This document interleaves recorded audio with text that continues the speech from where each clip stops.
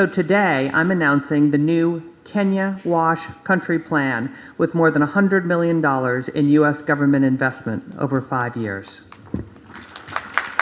Thank you. The ministry's annual allocation from the government has, however, been on a steady rise, save maybe I could disclose for this year where we have serious financial constraints, it has gone down because of the austerity measures. And therefore, we have suffered quite a huge cut.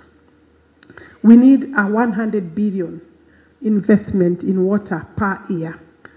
Or last financial year, we had about 66 to 70 billion shillings per year. The ministry, therefore, is strategizing for sector to progressively move away from over-reliance on the exchequer and loans from development partners by developing prudent alternative arrangements to finance.